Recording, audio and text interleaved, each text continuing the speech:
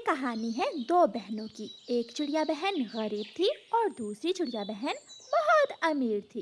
एक दिन गरीब चिड़िया बहन अपने बच्चों से कहती है, बच्चों चलो मैं आपको अपनी बहन के पास लेकर जाती हूँ। उसी के पास? याहू, फिर तो बहुत मजा आने वाला है। मैं मौसी के घर जाकर बड़े टीवी पर चिड़िया की कहानी देखूंगी। मुझे तो बहुत मजा आने वाला है। अच्छा ठीक है, आप चिड़िया की कहानी देख लेना और मैं तो अपनी बहन के साथ पूरे जंगल की सैर करूंगी। अब जल्दी से जाने की तैयारी कर लें।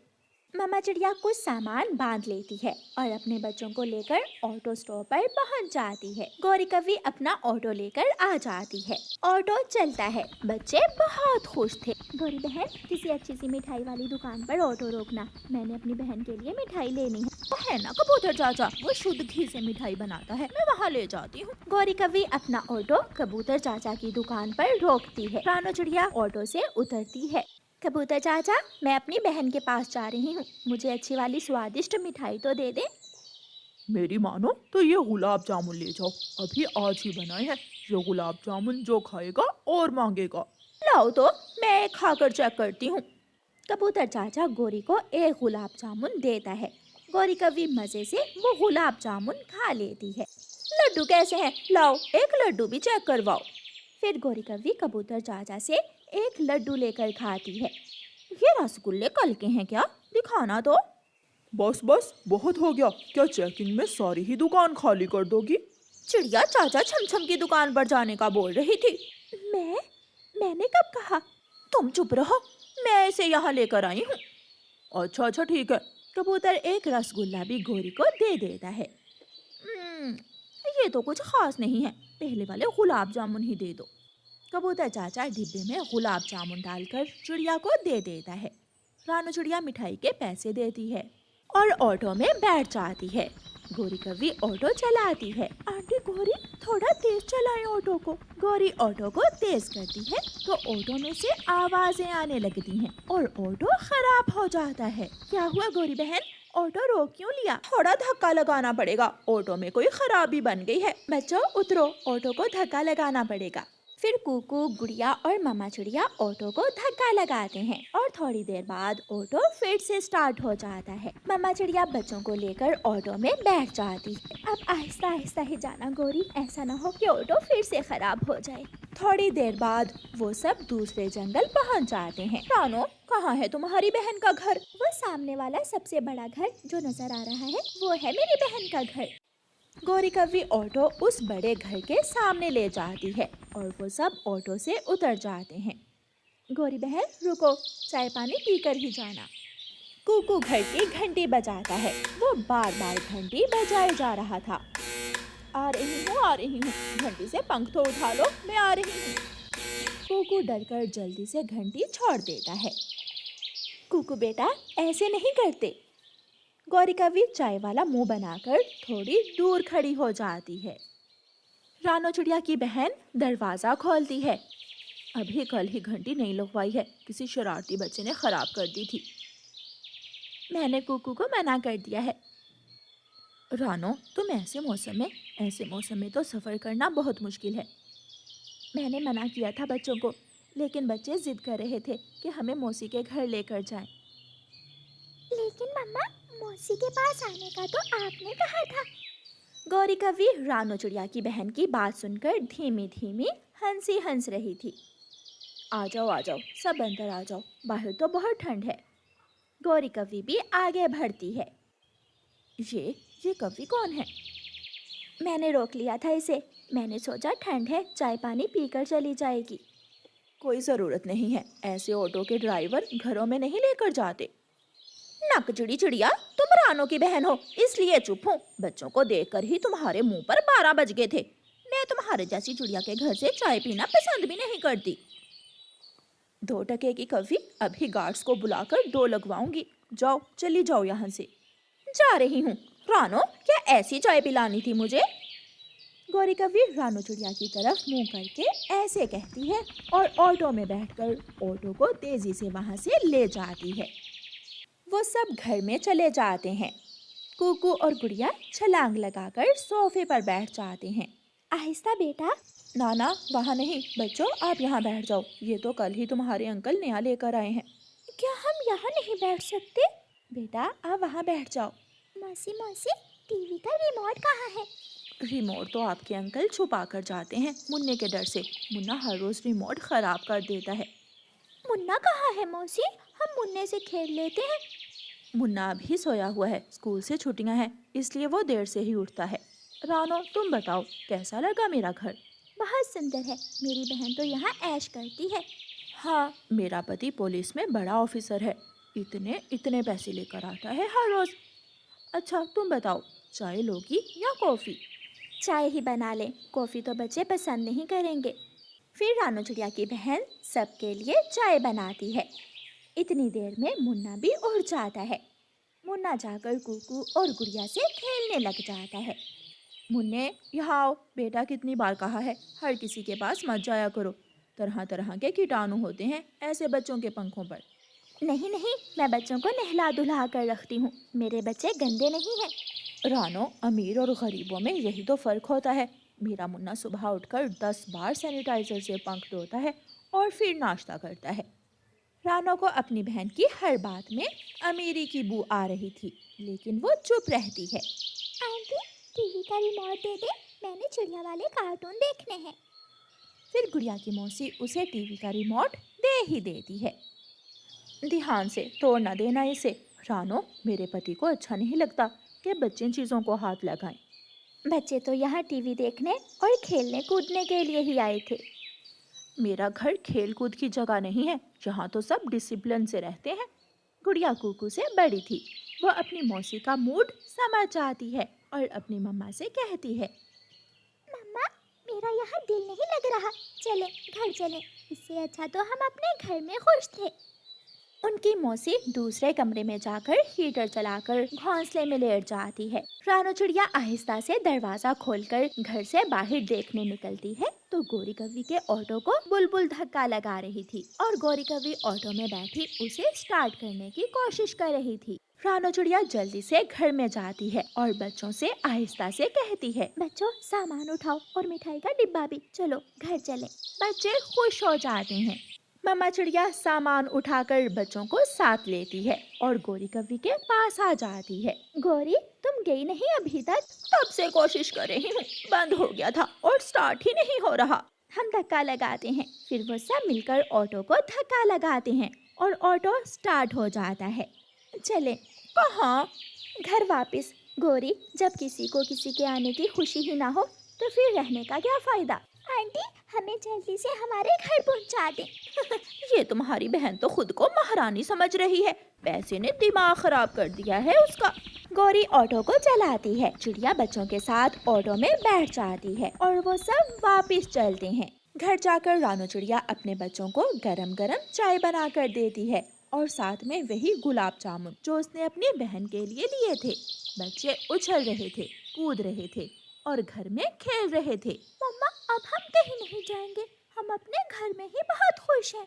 हाँ बच्चों, जो खुशी अपने घर में मिलती है वो किसी दूसरी जगह नहीं मिल सकती। चले, मैं भी आपके साथ खेलती हूँ। फिर वो सब पकड़न पकड़ाई खेलने लगते। मैं भी जाऊंगा, मैं भी नानों के साथ जाऊंगा। नहीं जग्गू, तुम मुझे वहाँ जाकर बहुत तंग करते हो, तुम बहुत शरारती हो, मैं नहीं तुम्हें साथ लेकर जाऊंगी। मम्मा मम्मा, नानों से कहें मुझे भी साथ ले जाए, मैं कोई शरारत नहीं करूँगा, मैं किसी को तंग नहीं करूँगा। माँ, एक ही तो मेरा बेटा है, थोड़ा शरारती है, ले जाओ इसे अपने साथ। ये तुमसे भी 2 हाथ आगे है, इसे समझा दो किसी को तंग नहीं करना अगर मेरे साथ जाना है तो। ऐसे जिद करके जग्गू कौवा अपनी नानों के साथ चला जाता है। वो बहुत खुश उड़ता हुआ अपनी नानों के साथ जा रहा था। वो शाम से पहले ही नानों वाले जंगल में पहुंच जाते हैं। नानो नानो, मैं नदी से पानी पी आऊं, अपना वादा याद है ना? हाँ हाँ नानो, किसी को तंग नहीं करना और कोई शरारत नहीं करनी, जाओ। फिर जग्गू घर से निकलता है। वो उड़ता हुआ जा रहा था कि उसे मिठू तोता एक पेड़ पर बैठा हुआ दिखाई देता है। तोता, मिट्ठू तोता, उसे तो मालूम ही नहीं कि मैं कौन हूँ। चलो तोते को तंग करता हूँ। जग्गू कौवा पीछे से जाता है और मिट्ठू तोते को धक्का दे देता है। मिट्ठू तोता नीचे गिर जाता है। गिर गया तोता, गिर गया, गिर गया तोता, गिर गया। कौन हो तुम शरारती बच्चे? मैं चिड़िया का बेटा हूँ। मैं अभी तुम्हारी माँ को बताता हूँ। जग्गू मिट्ठू अंकल को तंग करने के बाद वहाँ से भाग जाता है। चिड़िया, तुम्हारे बेटे ने आज मुझे बहुत तंग किया। उसने मुझे धक्का देकर नीचे गिरा दिया। मम्मा, आपकी कसम, मैं तो आज मिट्ठू अंकल के घोंसले की तरफ भी नहीं गया। कुकू बेटा, तुमने जरूर कुछ ना कुछ तो किया ही होगा। मिट्ठू अंकल झूठ तो नहीं बोल रहे। मम्मा, जग्गू कौवा अपनी नानों के पास आया हुआ है। ये शरारत जरूर उसने की होगी।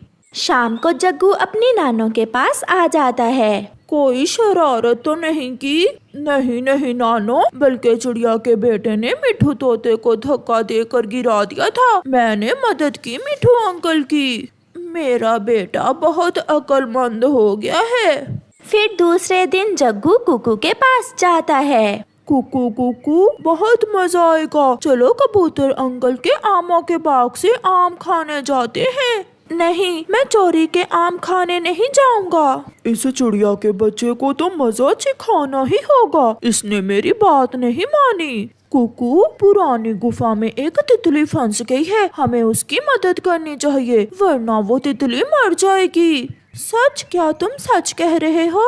हाँ, मैं अभी अभी देख कर आया हूँ। फिर जग्गू कुकू को साथ लेकर पुरानी गुफा की तरफ चला जाता है। तुम गुफा के अंदर जाकर देखो, वो तितली गुफा में गिरी हुई है। कुकू गुफा के अंदर चला जाता है और जग्गू बाहर से गुफा का दरवाजा बंद कर देता है। दरवाजा खोलो जग्गू, दरवाजा खोलो। ऐसे ना करो, तुमने मेरे साथ ऐसे क्यों किया? अंकल कबूतर के आम तो मैं चुरा ही लूंगा। तुम्हें भी तो मालूम हो कि मेरी बात ना मानने की सजा क्या होती है। जग्गू वहाँ से चला जाता है। जब शाम तक कुकू घर लौट कर नहीं आता तो कुकू की मम्मा बहुत परेशान हो जाती है। अभी तक कुकू क्यों नहीं लौटा? मैं जाकर उसे जंगल में देखती हूँ। नहीं, मैंने तो नहीं देखा तुम्हारा बेटा। कबूतर भैया, मेरा बेटा यहाँ तो नहीं आया। नहीं चिड़िया, यहाँ सुबह से कोई नहीं आया। एक कौवे का बच्चा आया था आम चुराने, मैंने उसे भगा दिया। वो कौवे का बच्चा? उसे मालूम होगा मेरे कुकू का। मैं उससे जाकर पूछती हूँ। फिर मम्मा चिड़िया जल्दी से जग्गू कौवे की नानों के घर की तरफ जाती है। मेरा कुकू सुबह से घर लौट कर नहीं आया। जग्गू बेटा, आपने देखा है उसे कहीं? जग्गू नजरें चुराकर अपनी नानों की तरफ देखते हुए कहता है। नहीं, मुझे क्या मालूम आंटी। जग्गू की नानो अपने नवासे को अच्छी तरह जानती थी। सीधे से बता दो, चिड़िया का बेटा कहाँ है? तुम्हारी माँ ने तो तुम्हें बिगाड़ रखा है, मगर मैं आज तुम्हें सीधा कर दूंगी। कहाँ है मेरा डंडा? कहाँ है? जग्गू बेटा, सच सच बताओ। नानो, मुझे न मारना। कुकू को मैंने गुफा में बंद कर दिया था, वो पुरानी गुफा में है। ये सुनकर मम्मा चिड़िया की तो जान ही निकल जाती है। मम्मा चिड़िया कुछ बोले बिना वहाँ से भाग जाती है। बचाओ बचाओ, मुझे बचाओ। मैं आ गई हूँ मेरे बेटे, मैं आ गई हूँ। मम्मा चिड़िया गुफा का दरवाजा खोलती है और अपने बेटे को बाहर निकालती है। उस जग्गू कौवे ने मुझे झूठ कहा कि इस गुफा में एक तितली मुसीबत में है। मैं उसकी मदद करने गुफा के अंदर गया तो उसने बाहर से दरवाजा बंद कर दिया। चलो मेरे बेटे, फिर कभी उसकी बातों में ना आना। तुमने फिर वही शरारत की। अगर चिड़िया का बेटा मर जाता तो फिर क्या होता? नानो, चिड़िया आंटी और अंडा दे देती, उसमें से बच्चा निकाल लेती। चुप कर जाओ, मैं कल तुम्हें तुम्हारी माँ के पास ही छोड़ कर आऊंगी। मुझसे नहीं संभाल होता ऐसा शरारती बच्चा। शाम के जग्गू फिर से घर से निकलता है। वो सीधा बुलबुल डॉक्टर के घर जाता है। बुलबुल फूलों का रस लेने जंगल गई हुई थी। मीठे मीठे शरबत बहुत स्वादिष्ट होंगे। जग्गू कौवा बुलबुल के घर से एक शरबत की बोतल उठाता है और उसे पी लेता है। वाह, मजा ही आ गया। अभी वो बुलबुल के घर से थोड़ी ही दूर गया था कि उसे चक्कर सा आता है और वो गिर जाता है। बुलबुल भी उड़ती हुई वहाँ से गुजरती है। जग्गू गिरा पड़ा था और साथ में एक खाली बोतल भी पड़ी थी। इस बच्चे ने तो बहुत बुरा किया, इसने तो मेरी जहरीली दवा चुरा कर पी ली है। फिर बुलबुल जल्दी से अपने घर जाती है और उस जहरीली दवा का असर खत्म करने वाली दवा लेकर आती है।